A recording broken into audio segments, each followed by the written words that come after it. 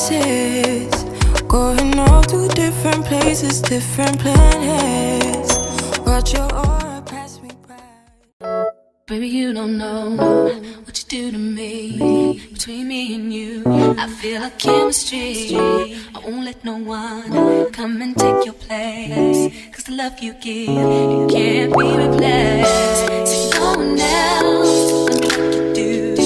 That's why I spend my life with you. I won't please you in any way I can. I wanna share my world, don't you understand? Your love is a one in a million. It goes on and on and on. You give all day long. Your love is a one in a million. It goes on and on and on. You give me a really good feeling all day long.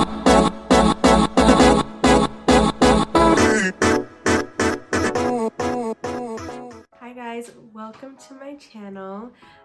My name is Sam, for those of you who are new here, which is probably everyone. I started this channel a couple of months, years ago, and then life happened, but that's not an excuse. Essentially, I was inconsistent and I fell off board.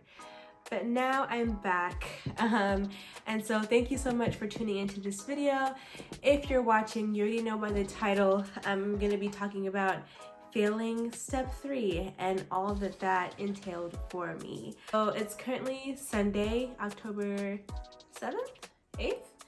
October, one of those dates, and both my husband and I were both in residency. We were off from work today, so the beginning of this video you saw us like getting our getting mani-pedis. I got like my nails done, and we went out to eat by this place called something in honey.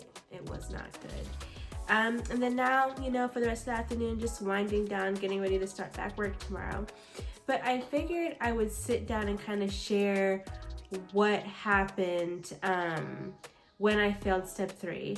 So I am a second-year pediatric resident, and for people that are not in medicine, that means I am a medical doctor. I graduated from medical school, but after you graduate, you can choose a specialty that you want to go into.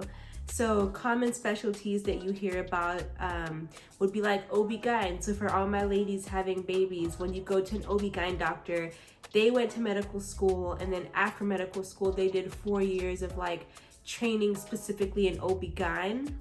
And that's how they're like an obstetrician and gynecologist. Same thing for pediatrics, but my training program after medical school is 3 years. So that's what I'm in right now. I'm in my second year. Praise the Lord, after this, only 1 year to go, because we'll talk about that in another video. But essentially, I'm a pediatric resident, and my husband is an orthopedic surgery resident. So when you broke up your bones, you go to him, your babies come to me. So that's kind of like our deal. But anyway, throughout medical school, you take step 1 and step 2. And step 1 and step 2 are like these big standardized exams that you have to pass to move on to the next level, of course. But also, well, not now, but back in the day, when I was going through medical school, step 1 was important because like it showed how competitive an applicant you would be, and same with step 2. So you take step 1 in between, when do you take step 1? In between your second and third year of medical school. And then you take step 2, when did I take step 2? You take step 2 in between your third and fourth year of medical school. As you can see, it hasn't even been a while. There's just a lot that's gone on. And so you take both of those steps. And then step 3, most people take in their first year of residency. And the reason I say that is step 3 has all of the medical specialties on it. So as I said, I'm in pediatrics. So if you ask me right now a question about surgery, a question about ear, nose, throat doctors, a question about OB-GYN, I don't know. In the hospital, when I have like a subspecialty specific question, I consult that service. So let's say your child comes into the hospital and they're sick and they need a specific antibiotic. We prescribe antibiotics, but if your child has like a certain bug or a certain virus or a certain whatever that's not like well known, we'll contact infectious disease and they'll help us like choose the best antibiotic for your child. So step 3 is a test where it's mostly internal medicine, which is like adult inpatient medicine, family medicine, and then like a bunch of surgery, a bunch of OB-GYN, and then there's P's on it too. But all of that to say that like the further specialized you get in your training, you become focused on like one thing, not all of the different things about medicine. And step 3 is about all the different things about medicine. So most people take it in your first year.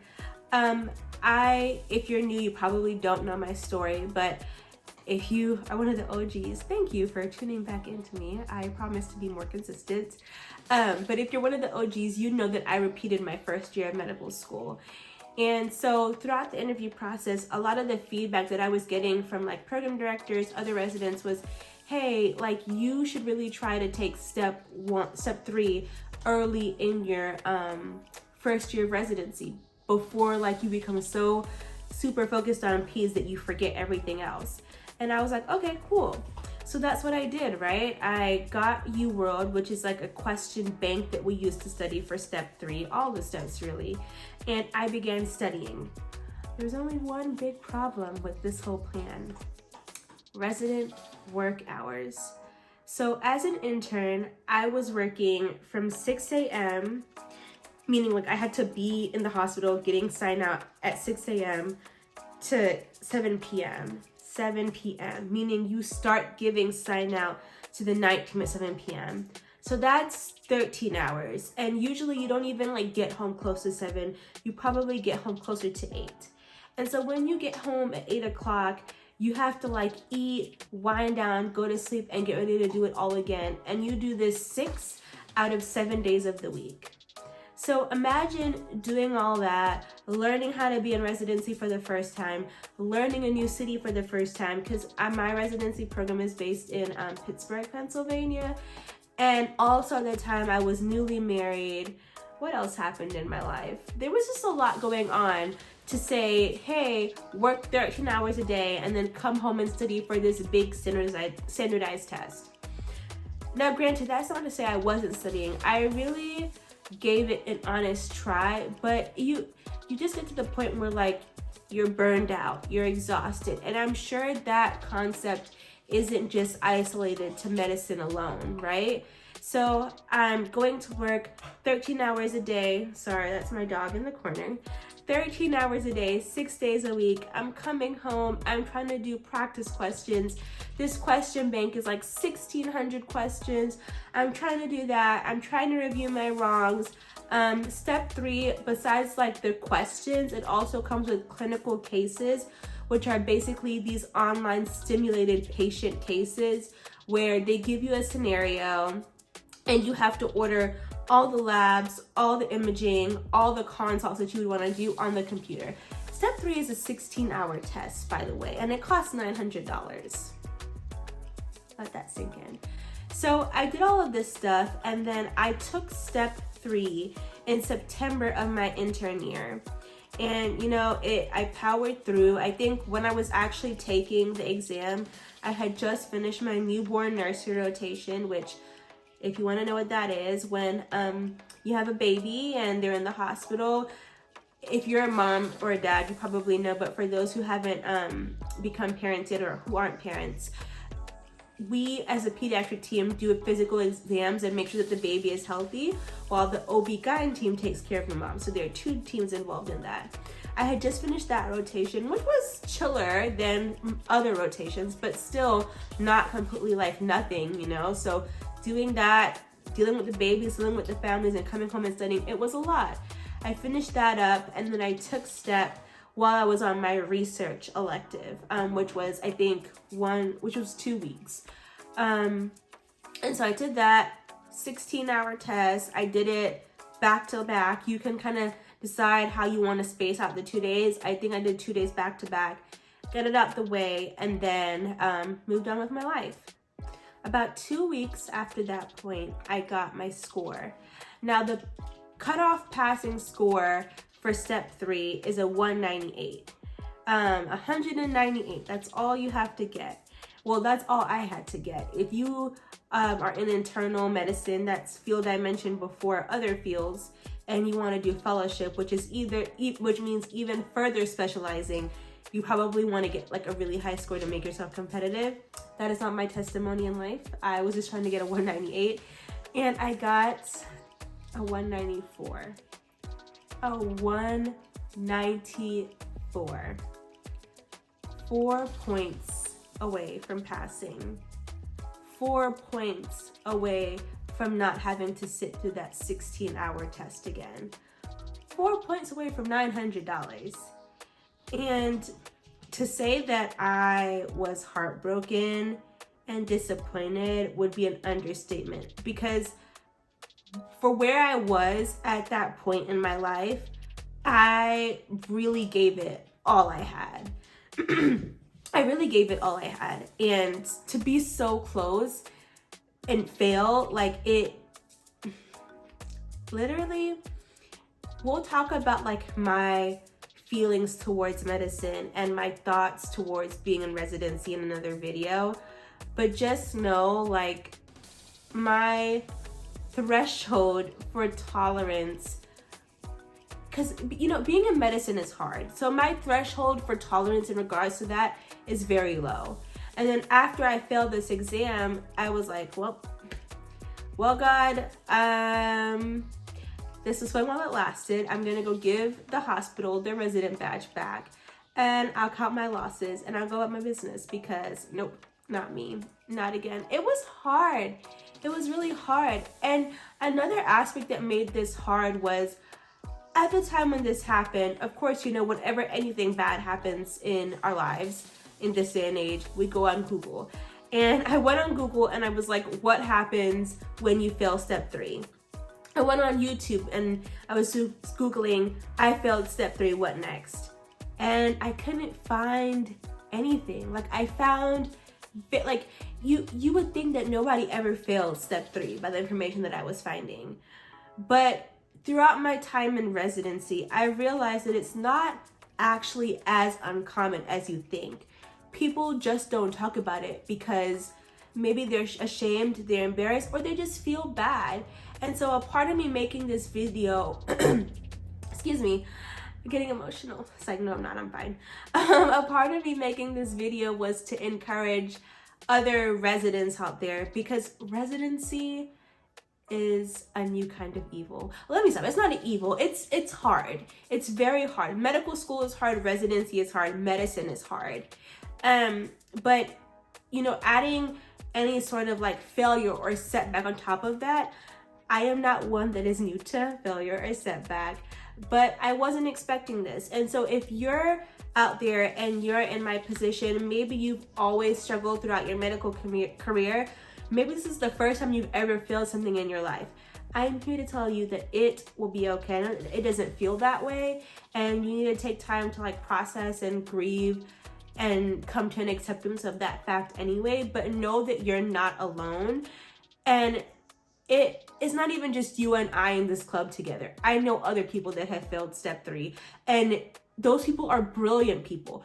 Brilliant people. It doesn't reflect how you'll be as a doctor. It doesn't reflect on your smarts. It doesn't reflect on anything.